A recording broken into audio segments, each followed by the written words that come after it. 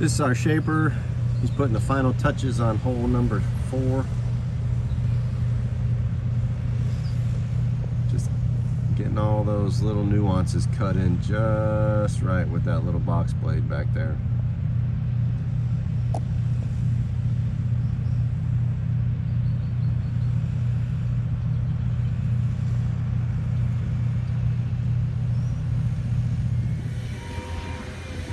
We are on hole number 1, and they are starting to work on the fairway bunker complexes.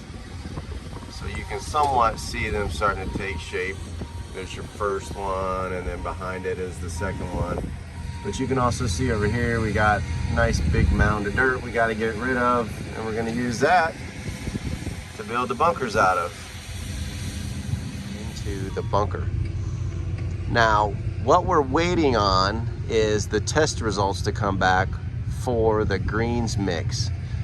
There's a very specific set of particle size distribution matrix that need to be present in the greens mix that we put back into the greens to make sure that they perform.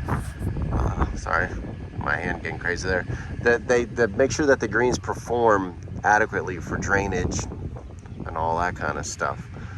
So all of that is very scientifically tested. The soil physical properties are scientifically tested.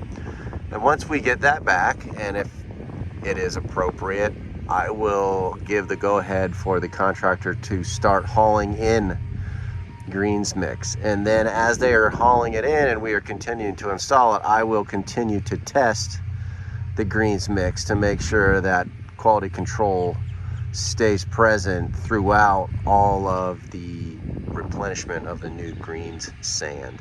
And it is not unheard of for the greens sand to vary a little bit, but if it goes outside of spec and we test it and it's determined outside of spec, then the contractor has to come in and remove all of the sand out of the greens cavities that has been installed and whatever, and then get new mix, and we retest it, make sure it's within spec. So it behooves him to drastically keep quality control on the front end. But that's what we're waiting on, the testing, make sure we're getting what we pay for. This is 3 green, and it has been rough shaped. So now we are waiting on the architect to come in this week and critique the interpretation and the construction. And once he does that, you know, he'll say, cut this and let's make that a little softer, or make this a little bolder, and we'll make those changes on the fly and hopefully get this green approved when he is here this week so we can begin drainage. This is number 4.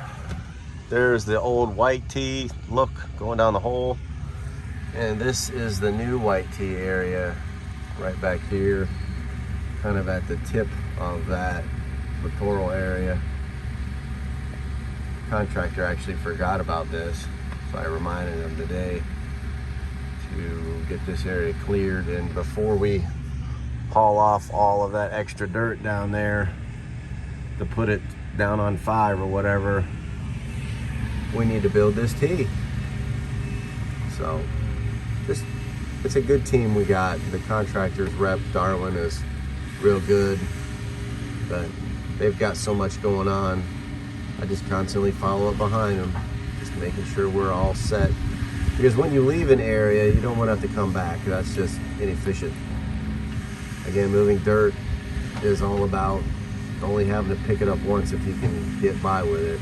It just costs more money every time you gotta truck a machine over here and pick that stuff up and replace it and reshape it and do everything else to it. Hole number 5, that big line down there, getting ready to get moved starting tomorrow, and you can kind of see all the pipe over there on the side of Mitch. So we got about almost 300 feet of pipe that we got to reroute. So the little excavator here is they're spot digging for the natural gas line. Make sure we don't hit that bad boy. And then I got Big John there in the larger excavator. he's gonna go ahead and plow us a trench from here to over yonder way. They can get ready to start slapping together all this pipe. I've got a short window that the city utility is going to shut this Reeves line down for us, so we need to be able to cut it, install it, put all the few fittings back in and all that real quick. So prep is all in the, there's, look at my friend, my buddy John down there being a goofball. It's all about prep.